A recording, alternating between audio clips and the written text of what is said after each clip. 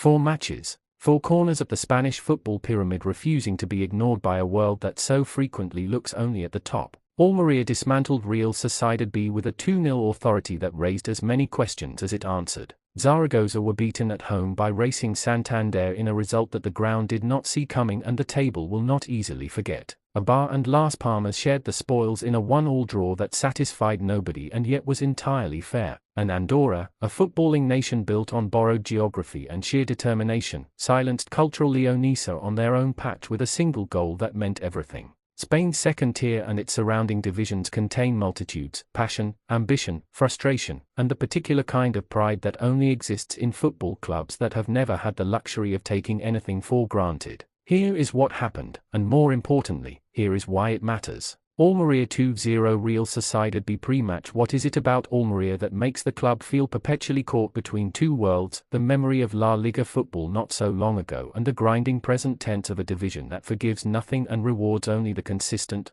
That tension between what was and what is creates a specific kind of hunger that you can feel before the match even begins. Does that hunger make them sharper today, or does the weight of expectation make them tighter than they need to be? Real Sociedad B arrive carrying the curious burden of being a reserve side in a professional competition, which raises a question that Spanish football has never fully resolved. What exactly is the psychological experience of a young player competing in the second tier while the club that owns him is playing in the first? Is that proximity to something bigger a source of motivation, or does it quietly undermine the investment in the here and now? The ground begins to fill and there is an atmosphere building that suggests the home support has decided today is a day for reclaiming something. But reclaiming what, exactly? Form, confidence, a sense of identity that a difficult run of results has temporarily misplaced. These are the questions the crowd carries through the turnstiles, and they are the questions the team must answer before the afternoon is over. First half Almería begin with a directness that immediately tells you the coaching staff have decided caution is the enemy today.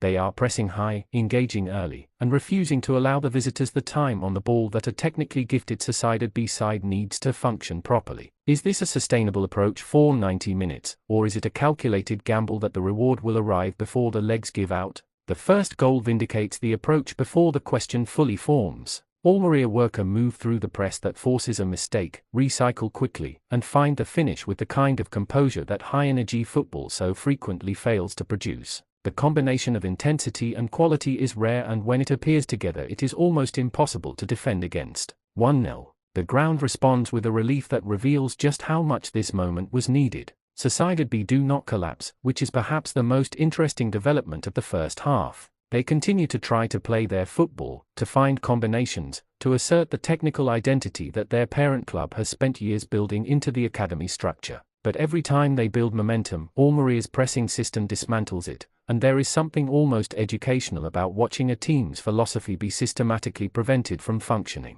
How does a young squad adapt to that in real time? Halftime arrives at 1-0, and the most fascinating question in both dressing rooms is identical: how much of what has happened so far was planned, and how much was instinct? Second half. The second half opens with Almería asking whether they can maintain the intensity of the first, and the answer arrives quickly: they can, and they will. The second goal comes through a different mechanism than the first, which is itself a sign of tactical intelligence. Rather than another high-press transition, this one is constructed patiently, through combinations that pull the visiting defensive shape apart with the slow precision of someone dismantling something carefully rather than breaking it. 2-0. What does Real Sociedad B do with this scoreline? They have two options: chase the game and risk exposing themselves to a third goal that would turn a difficult afternoon into a damaging one, or maintain their shape and accept the defeat while preserving their dignity. They choose something in between, which is both human and understandable, and the result is a second half that Almería manage without ever truly being threatened.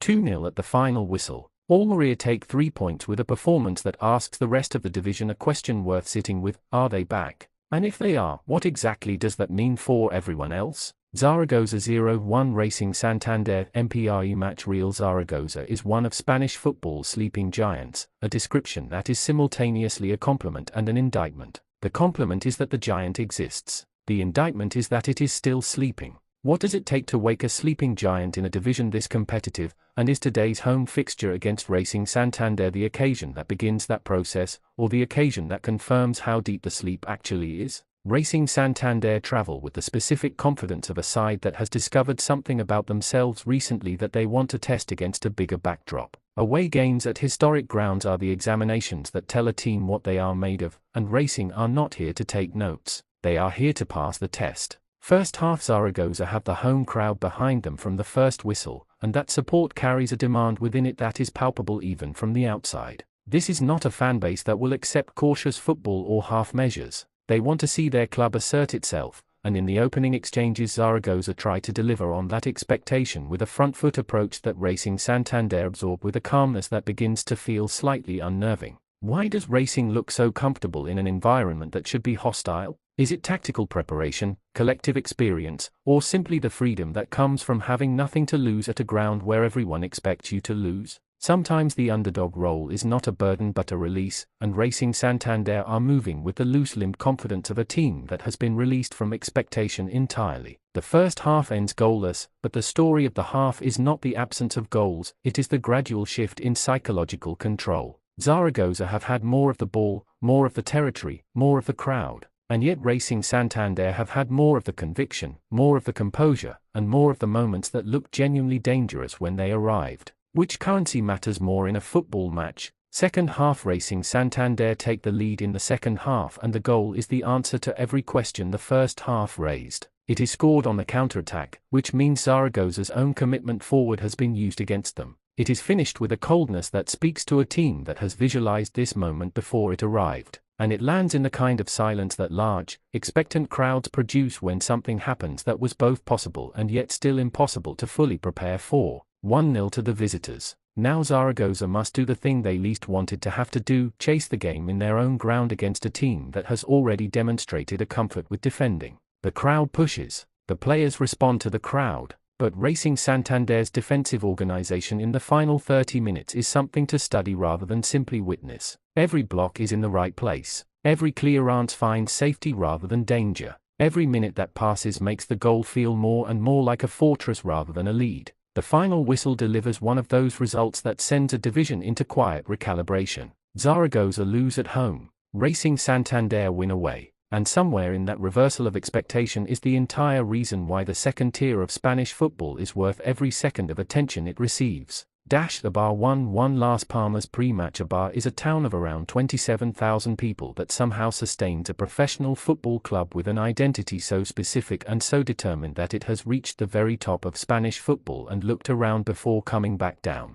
That journey up, look around, come back down, regroup, try again, is the Eibar story in its entirety, and it is one of football's most compelling ongoing narratives. Do they carry that story onto the pitch as inspiration, or does it sometimes feel like a weight? Las Palmas bring the warmth and technical identity of Canary Island football to the Basque Country, and that geographical and cultural contrast alone makes this fixture interesting before a ball is kicked. Two clubs, two completely different environments, two ways of understanding what football should look and feel like. Which philosophy wins on a neutral pitch when the two finally meet? First half the match begins as a genuine contest of footballing ideas, which is the best possible start any fixture can have. Eibar's approach is built on compactness, work rate, and the willingness to make the pitch feel small for the opponent, a philosophy that is deeply embedded in the club's Basque footballing culture. Las Palmas prefer to make the pitch feel large, to find space, to pass through pressure rather than around it. Watching these two approaches collide is like watching two different languages trying to have the same conversation.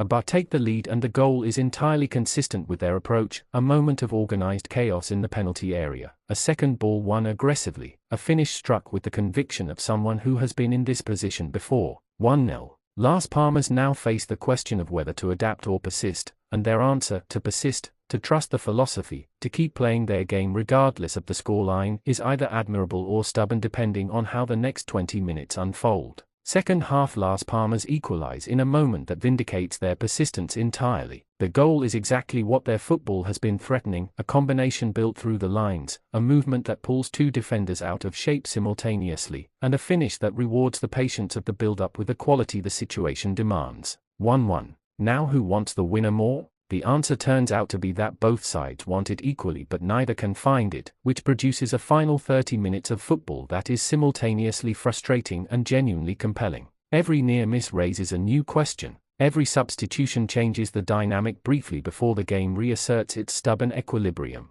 The referee blows for full-time and 1-1 feels like the only honest result a game of this quality could produce. Eibar take a point, Las Palmas take a point, and both sets of supporters leave the ground asking the same question: what would have happened with just a little more luck in the final third? Cultural Leonesa 0-1 Andorra pre-match. FC Andorra is perhaps the most philosophically interesting football club in the Iberian Peninsula right now, a project built on extraordinary financial ambition in a country with a population of around 77,000 people. They have climbed the Spanish football pyramid with a speed that defies conventional logic, and every away game they play in a ground like this one is a test of whether the infrastructure behind the project has produced something genuinely sustainable or simply something temporarily expensive. Cultural Leonesa represent the other end of that philosophical spectrum, a club built from the bottom up, rooted in a city and a community, surviving on authenticity rather than ambition. When these two models of football club meet, does the contest feel like a game or a conversation about what football is actually for? First half. Cultural Leonesa begin as the home side always begins in these fixtures, with the crowd and the belief that local identity carries more weight than external investment. The pressing is energetic, the commitment is absolute,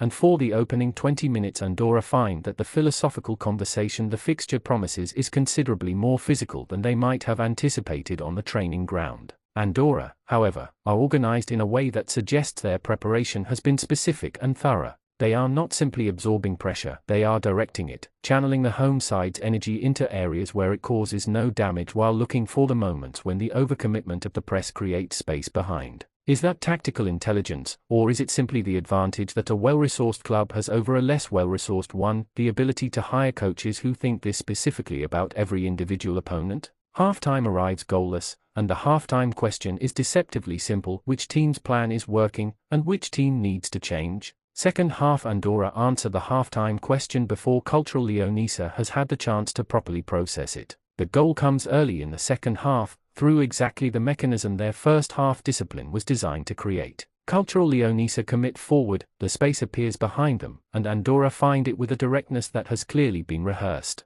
The finish is clean. The silence that follows in the ground is the kind that contains both shock and recognition: shock at the goal, recognition that it was always coming. 1-0 to Andorra. Cultural Leonesa now face the challenge of finding an equalizer against a side that knows how to protect a lead and has the squad depth to reinforce defensively when the moment demands it. They try, they create moments, they ask questions that Andorra's backline answers correctly almost every time. Almost every time is enough. The final whistle confirms the result, and Andorra leave with 3 points that represent another chapter in one of Spanish football's most provocative ongoing stories. Was it deserved? Football rarely gives you a clean answer to that question. What it gives you instead is a scoreline and a set of memories that each supporter will organize differently depending on what they came to the ground believing. Cultural Leonesa believed in their identity, Andorra believed in their system. Today, the system won, but identity, as any supporter of a club like Cultural Leonesa will quietly insist, is the thing that outlasts every system ever devised. 4 matches across one fascinating afternoon of Spanish football, and the questions they collectively raise deserve more than a single answer. Almeria proved that hunger, properly directed, is a tactical system in its own right. Zaragoza proved that expectation is a pressure that visiting teams feel almost none of and home teams feel almost entirely. Eibar and Las Palmas proved that two genuinely different football philosophies can produce a draw, and that draws, when they are honest, are more satisfying than victories that are not. And Andorra proved that a project built on ambition can produce results with discipline, which raises perhaps the most interesting question the afternoon leaves behind. In football, does it matter how you build something, or only whether what you have built is standing at the final whistle? The game, as always, refuses to answer. It simply moves on to the next fixture and asks the question all over again.